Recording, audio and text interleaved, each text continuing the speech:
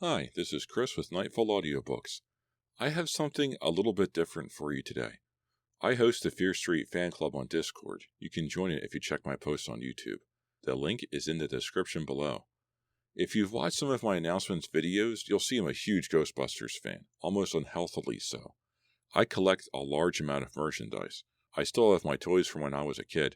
I have a large amount of the comics from 88 Miles Per Hour, IDW, and Now Comics. I own 2 proton packs, several ghost traps, 2 pairs of ecto goggles, 3 PKA meters, so on and so forth. I have the jumpsuit, the belt, the boots, everything. I enjoy Ghostbusters quite a bit. After Ghostbusters 2 in '89 came out and the cartoon ended in 1991, there is not a lot of Ghostbusters stuff to watch or read. I would often approach spooky books like Goosebumps as a Ghostbusters case file, and how I would solve the book if I were a Ghostbuster. That's what got me into Goosebumps in the first place. My mom would buy me them at the checkout line at the supermarket, and I would approach them with a Ghostbusters mindset. It made it more fun.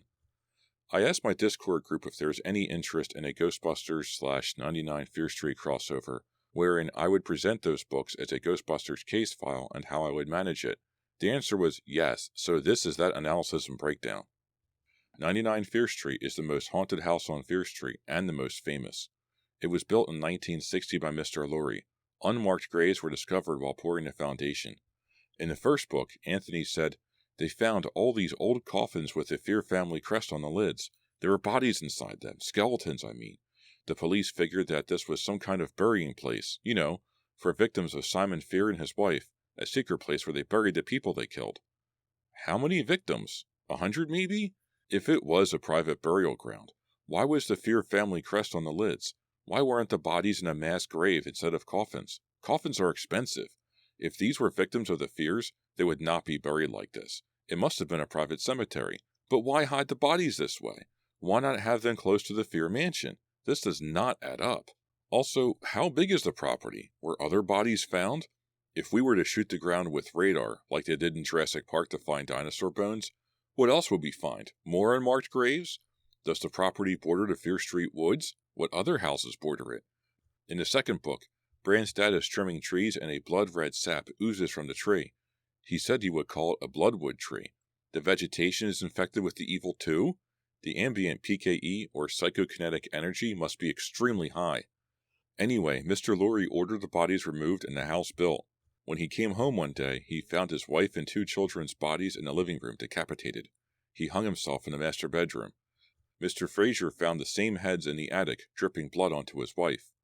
This would explain the tortured nature of the property. The people that died were victims, so they didn't die peacefully, and now they are stuck in the place they were exhumed from.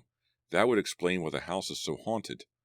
As for the appliances acting up, like the garbage disposal mangling Anthony's hand, that is normal, unfortunately. The house must be so strong, it can manipulate physical objects like this. The dark cloud that envelops Mr. Fraser's head and renders him blind is another matter altogether. I would approach that thing with extreme caution. The rest of the disturbances are par for the course. The green goo in the sink, poor James and his puppy Cubby going missing and getting lost inside the walls, the black tar that claims Callie's life, all of this is, unfortunately, to be expected from a house this haunted. Mr. Lurie, Mr. Hankers, the handyman, and Mrs. Nordstrom, the housekeeper, are recurring ghosts. They can only manifest on the grounds of 99 Fear Street. They visit the property whenever someone moves in. Mr. Hankers and Mrs. Nordstrom I am not worried about. Mr. Lurie, I am.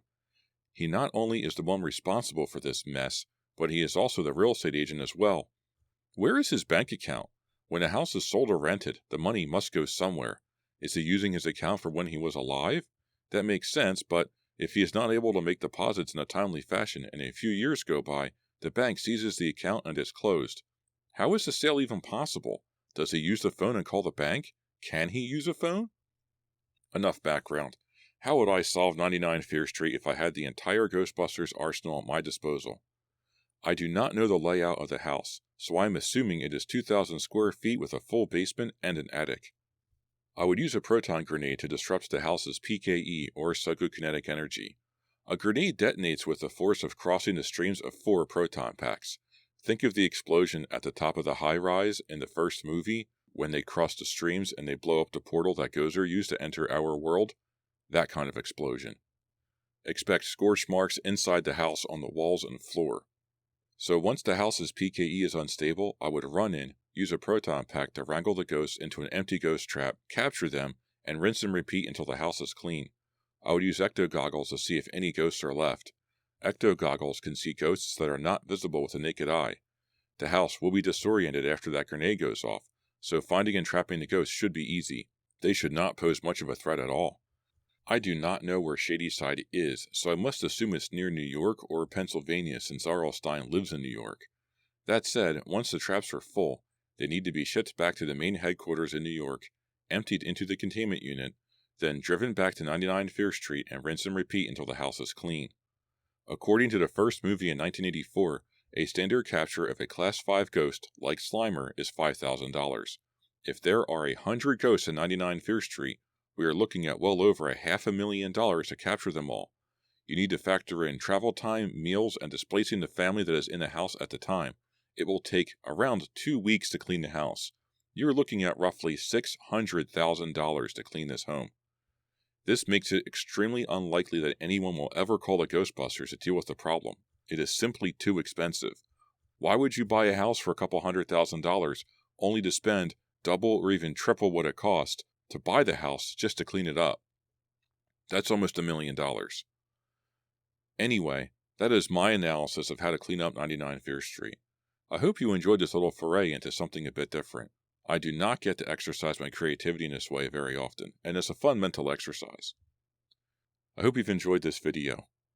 Feel free to like, comment, and subscribe. Hit the join button to show your support. I also have a Patreon page, patreon.com/nightfallaudiobooks.